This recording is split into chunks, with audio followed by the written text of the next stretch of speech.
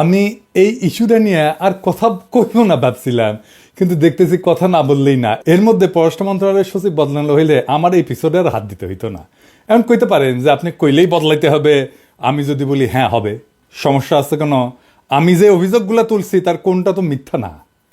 আপনার মন্ত্রণালয় থেকে তো কোনো প্রতিবাদ করেন নাই। প্রফেসর ইউনূস সরকারের সবচেয়ে ব্যর্থ মন্ত্রণালয় হইতেছে পররাষ্ট্র মন্ত্রণালয়, অথচ এই মন্ত্রণালয় সরকারের সবচেয়ে বড় শক্তি হইতে পারত। তো আমরা কি ছাইরা দিব আপনাদেরকে বিপ্লবকে ব্যর্থ করার জন্যে? আপনার কি জমিদার আর আমরা প্রজা, নাকি আমরা আপনার চাকরিদাতার কথা শুনবেন না? নিজেদেরকে হারকিউলিস মনে করেন না। যদি মনে করেন হারকিউলিস খেলবেন, স্বাগতম। প্রত্যেক সপ্তাহে একটা করে এপিসোড বানাবো এই পররাষ্ট্র মন্ত্রণালয় নিয়ে। আর কি কি আকাম করেছেন একেবারে মাইক্রোস্কোপের নিচে নিয়ে ফেলায় ফেলায় দেখাই দেবো সবাইকে।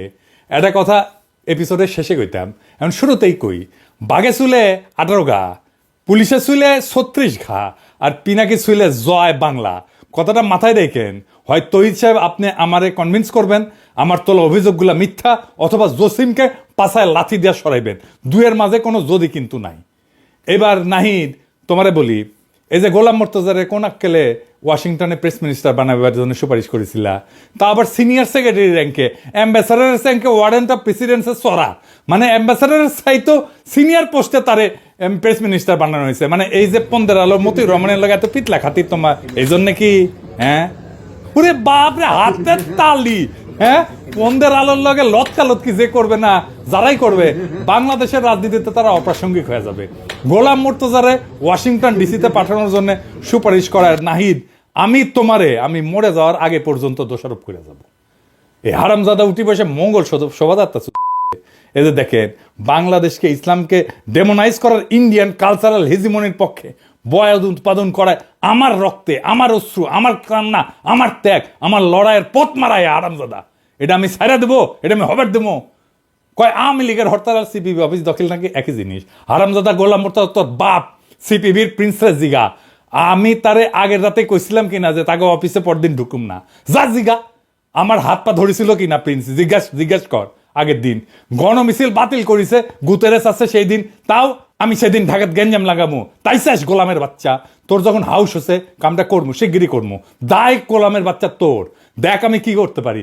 তুই ওরে চাকরি বিধি শেখার নাই, ওই ফেসবুকে এইগুলা লিখবার পারে চাকরি করিয়া আপনার নামে মামলা দিব। চাকরি বিধি লঙ্ঘন করার পরে ওরে কিছু না কয়, ওরে যদি না খেদাইছেন পররাষ্ট্র মন্ত্রণালয় থেকে, তাহলে কল খবর আছে, আপনারও খবর আছে।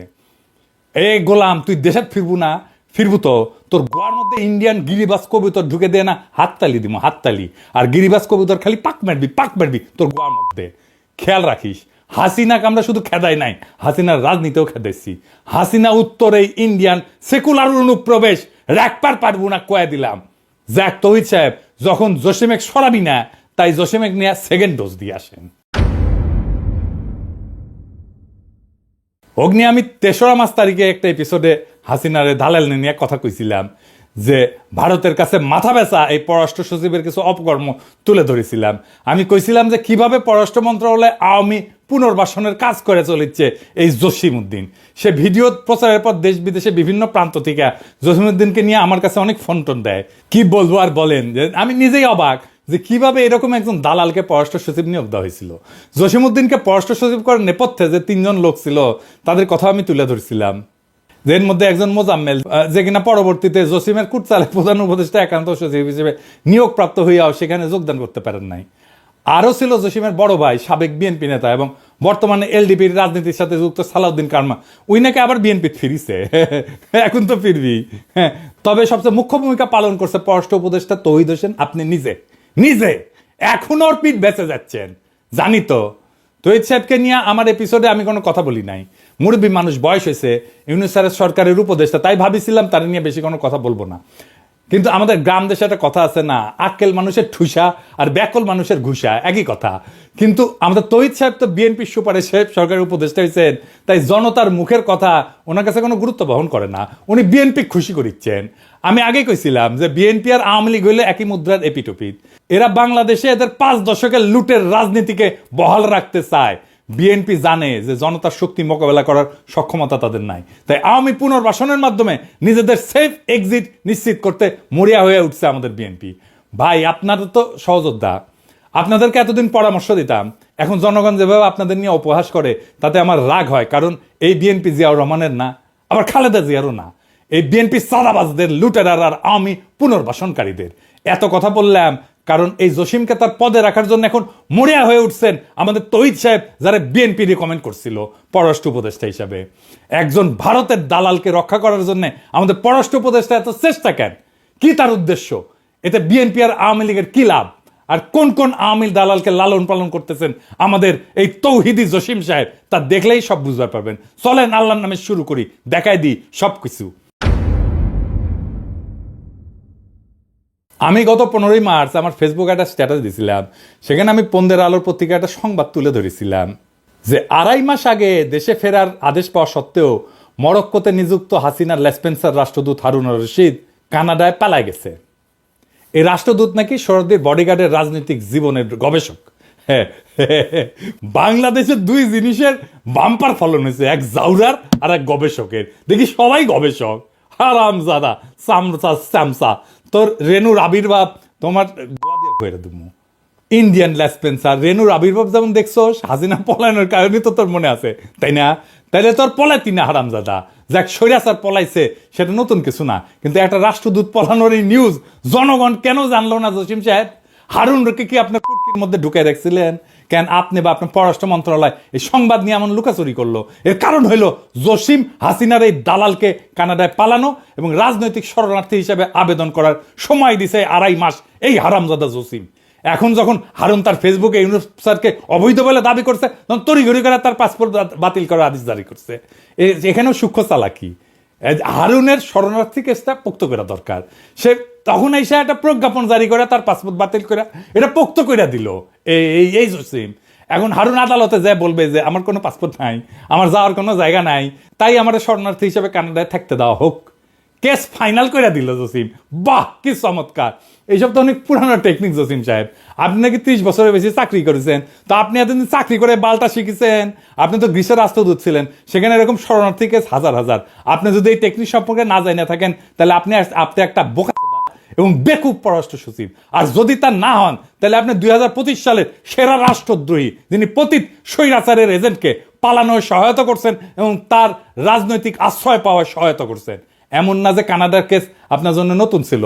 আপনার আগের পররাষ্ট্র সচিব মাসুদ বিন মোমেন, ওই যে মিথিলা ফারজানা আছে না, আর অপর্ণা রানী পালকে কূটনৈতিক পাসপোর্ট বদলায় কানাডায় পালানোর সুযোগ করে দিছিল না? এটা দেখে কি আপনি কিছু শিখতে পারেন নাই, নাকি আপনি ওইটা দেখে শিখেছেন? হ্যাঁ, আপনার মাথায় নতুন বুদ্ধি আসিছে যে হাসিনার দালালদের পালানোর সুযোগ করে দেওয়ার। আপনার যে জাউরা কইছিলাম না, কম কইছিলাম। আপনি আসলে একটা বিশ্ব জাউরামিতে আপনি বিশ্ব তালিকায় স্থান পাবেন। আলহামদুলিল্লাহ, বাংলাদেশের একজন জাউরা অ্যাটলিস্ট পৃথিবীর সেরা হয়েছে। কিন্তু সমস্যা হলো আপনি জাউরা, কিন্তু মাথায় কোনো বুদ্ধি নাই। আপনি যখন এই কাজের কাজ করেন, তখন আপনার প্রধান সহযোগী নাজমুল হক ছিল মহাপরিচালক প্রশাসন। নাজমুল নিয়ে গত পর্বে অনেক করছি। পাক্কা আওয়ামী পরিবার থেকে উঠে আসা কর্মকর্তা নাজমুল, যাকে মাসুদ বিন মোমেন গোপনে মহাপরিচালক প্রশাসন বানায় যায় আওয়ামী লীগপন্থী অফিসারদের সেফ প্যাসেজ দিতে। জসিম নাজমুল সিন্ডিকেট তাদের 5 মাস সময় হারুনের মতো আর কি কি অপকর্ম করেছে তা আস্তে আস্তে প্রকাশিত হবে। আমার কাছে খবর আসিচ্ছে। যাই হোক, এটা পরে আসিচ্ছি।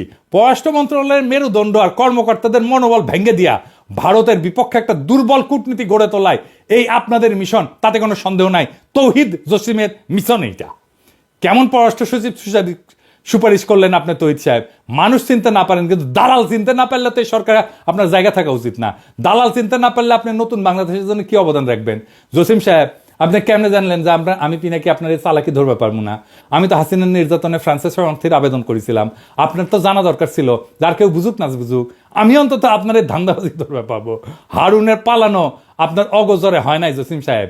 এই গল্প অন্যদের শুনায়েন, আমারে না। আমরা আপনার গল্প বুঝবার পারিছি। গোয়েন্দা সংস্থা দিয়া আপনার বা আপনার সহযোগীদের মোবাইল ফরেন্সিক করলে হারুনের সাথে আপনার যোগাযোগের স্পষ্ট প্রমাণ পাওয়া যাবে। আমি নিশ্চিত করে কইবার পারি।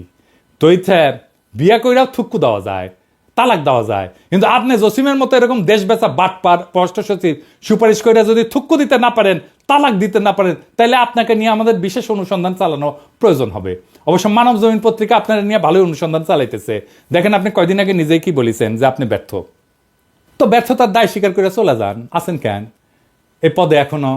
খুব মজা না ক্ষমতা মাখনে খাইতে? খুব মজা না? নরম না? হ্যাঁ, ব্যর্থ হইয়া জনগণের টাকা বেতন নিতে লজ্জা লাগে না তো ইচ্ছা আপনার? জসিমের মতো একটা হাসিনার দালালকে কেন আপনি সুপারিশ করেছেন? কেন তার সব অপকর্ম ঢাকার জন্য আপনি এত মরিয়া? কি উদ্দেশ্য আপনাদের? আসেন সেটা একটু দেখি। জসিমের মূল উদ্দেশ্য বোঝার জন্য বেশি দূর যাওয়া লাগবে না। গত 18 অক্টোবর 2024 সালে বাংলা ট্রিবিউনে একটা সাক্ষাৎকার ছাপা হয়। সেটি উনি কি কইছেন সেটা না দেখি।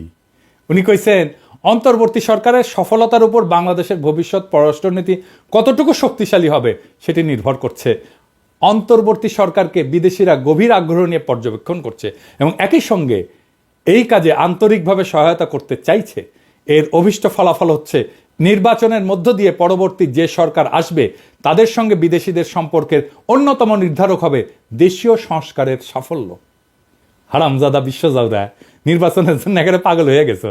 হ্যাঁ, একেবারে বিএনপির কেস ফলো করিচ্ছ না? বিএনপির লিখে দেওয়া টেক্সট না? নির্বাচনের পরের সরকার কি করবে এটা ভাবার তোর কাজ? জসিমকে নিয়ে করা আগের পর্বে আমি বলছিলাম যে বাটপার এখন বিএনপিকে ক্ষমতা আনার জন্য পাগল হয়ে গেছে, আর সেই সাথে বাস্তবায়ন করতেছে ইন্ডিয়ান প্রেসক্রিপশন, যেটা হলো ইউনূস সরকারের দ্রুত বিদায় আর আওয়ামী লীগের পুনর্বাসন করা। আগের পর্বে আমি বলেছিলাম না যে জসিম এই সরকারের লেজিটিমেসি আর বিপ্লবের ন্যারেটিভ নিয়ে কোনো কাজ করে নাই? কেন করে নাই তা এখন পরিষ্কার। তো এই কাজ যে করা লাগবে এমন কথা যে জসিম জানতো না তা কিন্তু না। এই সাক্ষাৎকারে দেখেন এই হারামজাদা কি বলিছে। অন্তর্বর্তী সরকার দায়িত্ব নেওয়ার প্রথম দিকের একটা চ্যালেঞ্জ ছিল জুলাই আগস্ট বিপ্লবের সঠিক ন্যারেটিভ তুলে ধরা। একথা সবাই জানেন যে বিপ্লব নিয়ে একটা অপপ্রচার ছিল, আমাদের কাজ ছিল সেই অপপ্রচারের বিপরীতে বিপ্লবের সঠিক চিত্র তুলে ধরা। এই কাজে আমরা সফল হয়েছি। দ্বিতীয় বিষয় ছিল সরকারের সংস্কার চিন্তাভাবনা ও সংস্কার কার্যক্রম তুলে ধরা। এটি এখন চলমান এবং আমাদের জন্য নতুন বিষয়। কাজে এই বিষয়টি তুলে ধরে বিভিন্ন দেশের সঙ্গে একযোগে কাজ করার প্রতিশ্রুতি আদায় করা খুব কঠিন না হইলেও এটা চ্যালেঞ্জ ছিল। তো জুলাই বিপ্লবের কোন ন্যারেটিভটা আপনি করেছেন জসিম সাহেব, একটু জানাবেন কোন করেছেন? হ্যাঁ, কইলেই হইলো ন্যারেটিভ তৈরি করেছেন, কি করেছেন এটা জানি না আমরা। হ্যাঁ, বিভিন্ন দেশের সাথে একযোগে কাজ করার সম্মতি আদায়ের জন্য আপনি গেছেন সার্বিয়া, আলজেরিয়া, মিশর, এটাই না? এই ভূগোল বুঝাইতেছেন। এইসব গল্প ইন্ডিয়ায় যাইয়া আপনার পলাতক ঠাকুরমা হাসিনা শুনেন। আসলে আপনি যখন এই সাক্ষাৎকার দেন তখন পররাষ্ট্র সচিব হিসেবে আপনার বয়স মাত্র 40 দিন। তখন থেকে আপনার এজেন্ডা পরিষ্কার ছিল, কিন্তু মানুষ আপনার চালাকি ধরতে পারে নাই, কারণ আপনি তখন জুলাই ন্যারেটিভ, আহতদের চিকিৎসা, এই সমস্ত বড় বড় কথা বলে সবার মনে আশা সঞ্চার করার চেষ্টা করেছেন। কিন্তু বাস্তবে ভারত এবং বিএনপির প্রেসক্রিপশন মোতাবেক আপনি অত্যন্ত সুকৌশলে কাজ করে গেছেন এবং যাচ্ছেন। আপনার মিশন হইল হাসিনার দালালদের পুনর্বাসন এবং বিএনপির ক্ষমতায় আসার পথ সুগম করা। এই মিশনে আপনার পাহারাদার হইল পররাষ্ট্র উপদেষ্টা মিস্টার তৌহিদ হোসেন। আপনারা মিলা স্বৈরাচারের যে সমস্ত দালাল পাল্টেছেন তার কিছু আগের পর্বে দেখাইছি। সব ইচ্ছা করে একেবারে দেখাই নাই, কারণ সব দেখাইলে নিতে পারতেন না। চলেন আপনার কিছু সহল স্পেন্সারদের সাথে আপনার একটু পরিচয় করাই দিই। ভাবছিলাম বেশি নাম বলা লাগবে না, গতদিন 2টা পেরেক মারিছিলাম। একটা ছিল 5ই আগস্টের আগে 2রা আগস্ট, যখন আপনি নিজের ফেসবুক প্রোফাইল পিক্সেল কালো করে লিখেছিলেন শোকাবহ আগস্ট। আবু সাইদ মুগ্ধ সহ প্রায় 1.5 সহস্রাধিক ছাত্রদের আত্মত্যাগ কি আপনার হৃদয় এতটুকু দাগ কাটে নাই জসিম সাহেব? বুঝলাম তখন হাসিনা পলায় নাই, কিন্তু আপনি পররাষ্ট্র সচিব হওয়ার পরে এই সরকারের সময় কিভাবে মাজেদার রফিকুন্নেসার মতো আওয়ামী লীগ প্রেসিডিয়াম কমিটির একজন সদস্যকে বঞ্চিত কর্মকর্তা হিসেবে পদোন্নতির জন্য সুপারিশ করেন। আপনাকে আহ্বান জানাইছিলাম সংবাদ সম্মেলন করার। 2 পেরেকে যেহেতু উপদেষ্টা পরিষদ জসিমরে সরান নাই, তাই আজকে আরো কিছু পেরেক মারি। 3 নাম্বার পেরেক, সৈয়দ মুনতাসির মামুন 24 ব্যাচের কর্মকর্তা। হাসিনার আমলে নিজেকে গর্বভরে ভারতের রয়ের এজেন্ট হিসেবে পরিচয় দিতেন। এই চাকরি তিনি পাইছেন তার একমাত্র বিদেশ পদায়নের সময়। সেটা কোথায়? সেটা ভারতের নয়াদিল্লি। এই কর্মকর্তা গত 4-5 বছর ধরে আইটি অনুবিভাগে প্রথমে পরিচালক, পরে মহাপরিচালক ছিলেন। এই পুরা সময় তিনি অত্যন্ত দায়িত্বের সাথে A2I-কে পররাষ্ট্র মন্ত্রণালয়ে অনুপ্রবেশের ব্যবস্থা করে দিচ্ছেন। ইউনিফাইড ওয়েবসাইটের মাধ্যমে বস্তা পচা ডিজাইনে পররাষ্ট্র মন্ত্রণালয়ের সকল দূতাবাসের জন্য এক ধরনের ওয়েবসাইটের কাজ হাতে নেন এই মুনতাসির। তার আসল উদ্দেশ্য হইল পররাষ্ট্র মন্ত্রণালয়ের অধীনে সব দূতাবাসের তথ্য হাতায় ভারতে পাচারে সহায়তা করা। এই কাজে তাকে কারিগরি সহায়তা দিচ্ছে A2I-এর পরামর্শক ফারহাদ জাহিদ শেখ। এই লোকের সম্পর্কে বেশি কিছু বলবো না। ওই দোয়া পলক আর সাইবার চোর আনিস চৌধুরীর প্রধান সহযোগী। 5ই আগস্টের পর ফরহাদ জাহিদের চাকরি গেলেও মুনতাসির বহাল তবিয়তে আছে। এই মুনতাসির পররাষ্ট্র মন্ত্রণালয়ে তার সেরা ইনোভেশন করছে, তা হইল শেখ হাসিনা নিউরাল নেটওয়ার্ক নামে একটা আইটি ব্যবস্থা। বুঝি চাও? হ্যাঁ, ভালো তো, ভালো না? হ্যাঁ, আপনাদের দুইজনের ছবির পাশে শেখ হাসিনার বুদ্ধির ছায়া ঘুরে বেড়াইতেছে, আর আপনারা নতুন বাংলাদেশের গল্প শুনাইতেছেন। কি মজা! এই নিউরাল নেটওয়ার্কের কনসেপ্ট নোটে কার স্বাক্ষরের কথা বলা আছে? সৈয়দ মুনতাসির মামুন, জসিম সাহেব। নিজের মন্ত্রণালয়ের ওয়েবসাইট ব্যবস্থাপনাটাও আপনারা দেওয়া হয় না। আপনি আসলে কি পারেন একটু বলবেন? কাজ পারেন না, মন্ত্রণালয় চালাইতে পারেন না, ওয়েবসাইট দেখেন না। আপনি কি কোটায় ডিপ্লোম্যাট হয়েছিলেন? আপনি কি কোটায় ডিপ্লোম্যাট হয়েছিলেন? পারেন তো খালি ওইটাও পারেন কি না একদিন দেখুন নি। সামনে করবেন, হ্যাঁ আইসেন, হ্যাঁ দেখে রাখবেন পারেন কিনা ওইটা। আপনার এই পদে না রেখা গাধা হিসেবে এক্সপোর্ট করলে দেশে বেশি লাভ হইতো। শুনছি মুনতাসিরের পদোন্নতির জন্য আপনি সুপারিশ করেছেন, খুব ভালো কাজ করেছেন। আমি জনপ্রশাসন সচিব, মুখ্য সচিব এবং মন্ত্রী পরিষদ সচিবকে আহ্বান জানাবো, হাসিনার এই দালাল যাতে জসিমের প্ল্যান মোতাবেক পদোন্নতি না পায়। স্বঘোষিত ভারতের দালাল আর হাসিনার লেসপেন্সার যদি পদোন্নতি পায় না, তাহলে পররাষ্ট্র মন্ত্রণালয়ের বিরুদ্ধে কি করতে হবে আমাদের জানা আছে। আমাদের বাধ্য করবেন না, সাবধান কইরা দিলাম। হ্যাঁ, বেশি আমি সাবধান করি না, অল্প করি, করলাম। চতুর্থ পেরেক। বিএম জামাল হোসেন 21 ব্যাচের গোপালী মাল। এই ব্যাচটা পুরা আওয়ামী দালালে ভরা। নাজমুল আছে এই ব্যাচেরই। তো আসেন এই বিএম জামাল নিয়ে বলি। এই জামাল হাসিনার সময় কলকাতায় উপ হাই কমিশনার ছিল। ওই সময় ভারতের রয়্যাল এজেন্টদের সাথে মিলা পশ্চিমবাংলার ভারতীয় মুসলিমদের অবৈধভাবে বাংলাদেশে পুশব্যাকে সহযোগিতা করছেন। এই যে দেখেন, কলকাতা থেকে হারবাল খাইয়া যখন এই দালাল দুবাই গেছে, তখন দেখেন সভা সেমিনারে কি বলে দেখেছেন? সে নাকি ভারতের ব্যবসা প্রসারে কাজ করেছেন। এই অনুষ্ঠানের আয়োজক ছিল মহারাষ্ট্র বিজনেস নামে ভারতীয় ব্যবসায়ীদের সংগঠন। হারামজাদা গোপালী দালাল দেশের বেতন নিয়ে ভারতের অনুষ্ঠানে যায় ভারত প্রেম, হ্যাঁ মাদার, তোদের মতো দালালদের থাপ্পায় থাপ্পায় পাবলিকে পররাষ্ট্র মন্ত্রণালয় থেকে কেন বাইর করে দেয় নাই? আমি এটা বুঝি না। কি জসিম, খুব ভালো লাগে নাকি রে জামাল রে? নাকি জামাল গোটা খাইছ? হ্যাঁ খাইছ? এই জামাল জুলাই বিপ্লবের সময় দুবাই পুলিশে অভিযোগ কইরা 57 জন প্রবাসীকে পুলিশ দিয়ে গ্রেপ্তার করায়। জামালের বিরুদ্ধে প্রবাসীরা অভিযোগ জানায় আমাদের প্রবাসী কল্যাণ উপদেষ্টা আসিফ নজরুলের কাছে। সেই অভিযোগে উল্লেখ করে পররাষ্ট্র মন্ত্রণালয়কে একটা চিঠি পাঠায় প্রবাসী কল্যাণ মন্ত্রণালয়। এই যে এটা কিন্তু তৌহিদ জসিম গং মিলা সেই চিঠির কোনো ব্যবস্থা না নিয়া জামালকে মহাপরিচালক পদে বসাইছে, দায়িত্ব দিছে আফ্রিকা অনুবিভাগের। বাহ জসিম বাহ, বিপ্লবের বিপক্ষে তোমার স্পষ্ট অবস্থান প্রমাণে আর কি লাগবে? প্রবাসী ভাইয়েরা দেখেন পররাষ্ট্র মন্ত্রণালয় আপনাদের কি উপহার দিতেছে, দেখেছেন? দেখেছেন? আপনার পয়সায় আপনারে বাম্বু যে দেয় তারে নিয়ে আসে পদায়ন করে এই তৌহিদ সাহেব। আমরা বিভিন্ন সময় আসিফ নজরুল মাহফুজদের ভুল বুঝি, বিপ্লবের সাথীদের ন্যায় বিচার নিশ্চিত করতে না পারার জন্য অভিযোগ জানায়। কিন্তু এই জসিমের মতো ঘাপটি মেরে বসে থাকা দালালদের কারণে পুরা সরকারের বদনাম হয়। এই জামাল নিয়ে তুমি যে কামাল করিস জসিম, সেই অপরাধে তোমার জামাল গোটা 2 বেলা প্রেসক্রিপশন দিয়ে দিলাম।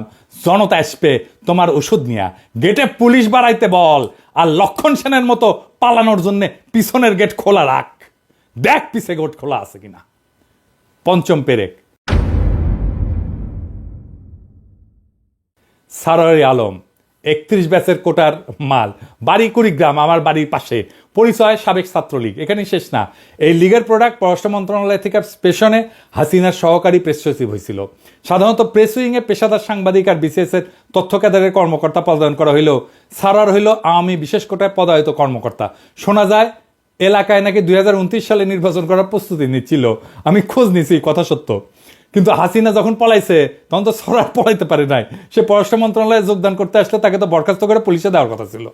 কিন্তু আমাদের হারকিউলিস জসিম সাহেব এই সারোয়ারকে পরিচালক পদে পদোন্নতি দিয়া পররাষ্ট্র মন্ত্রণালয়ে সসম্মানে যোগদান করায়। কি আর বলবো, এভাবেই চলিতেছে আমাদের পররাষ্ট্র মন্ত্রণালয়। শেষ কথা গত পর্বেই কইছি, জসিমকে জয় বাংলা করতে হবে, এর কোনো বিকল্প নাই। আমি ইউনিস স্যার আর পুরো উপদেষ্টা পরিষদকে আহ্বান জানাইতেছি, জসিমকে পররাষ্ট্র সচিব পদ থেকে অপসারণ করে ডিবি অথবা ডিজিএফআই হস্তান্তর করেন, ওর মোটিভ অনুসন্ধান করেন, ওর মোবাইল ফরেন্সিক করেন, ব্যাংক হিসাব নেন, পুরা পরিবারের দুদককে বলেন সবকিছু দেখতে। আওয়ামী লীগের দালালদের পুনর্বাসন কইরা আর হাসিনার লেসপেন্সারদের বিদেশে পলায়ন, পদোন্নতি থেকে শুরু কইরা যেসব কাজ এই জসিম করিছে, তাতে এই জনগণের ট্যাক্সের টাকায় ভাত খাওয়ার আর কোন সুযোগ তার জন্য নাই। এই ভারতের দালাল এই ভারতের প্রেসক্রিপশনে চলে, প্রত্যেক দিন সে ইন্ডিয়ার সাথে কথা বলে।